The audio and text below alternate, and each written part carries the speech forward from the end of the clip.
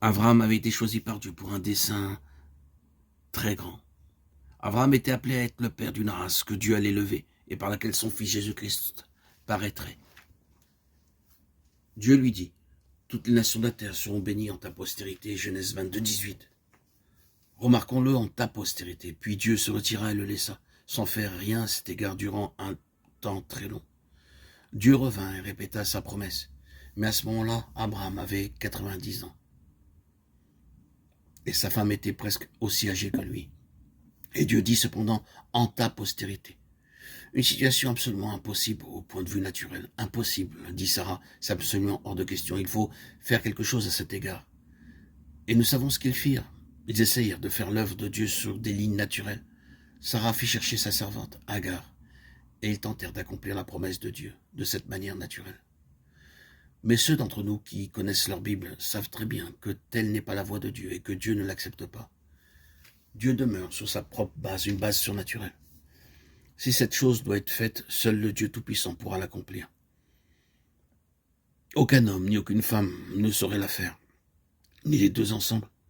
Seul Dieu pouvait la faire. Et il la fit. Il est mis sur une base surnaturelle. Ce fut une grande épreuve de foi. Ce n'était pas une base terrestre, mais une base céleste. Ce n'était pas une base naturelle, mais la base de la foi. Et ce fut ainsi que Dieu l'accomplit.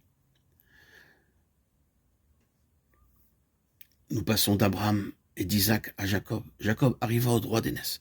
C'était la pensée de Dieu qu'il l'est, c'est-à-dire il devait être le lien suivant dans la chaîne de Dieu, le pas suivant dans la marche en avant de son dessein éternel. Mais Jacob prit la chose entre ses propres mains. Il dit en fait, je vais faire cela. Il trompa ainsi son parent et déroba son frère. Mais tout son petit plan échoua. Il dut quitter le foyer et s'en aller à des kilomètres, auprès de son oncle. Et pendant 20 années, il n'eut aucun signe qui montra que Dieu continuait son dessein. Lorsque nous rencontrons Jacob à la fin de ce long temps, nous trouvons un homme désillusionné, un homme très angoissé à l'idée de ce qui va lui arriver. Il fait des plans pour sa propre sûreté.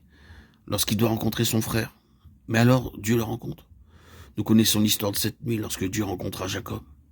Jacob avait essayé de réaliser l'intention de Dieu sur des bases naturelles, et Dieu détruisit entièrement ces bases. Durant cette nuit-là, Jacob en arriva à comprendre clairement que si Dieu veut accomplir un dessein dans sa vie, lui seul peut le faire.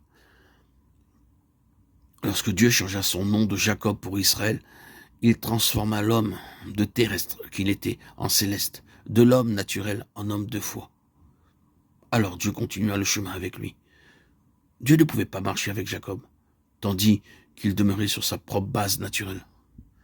Lorsque Dieu le fit passer de cette base-là sur une base céleste, ils purent marcher ensemble.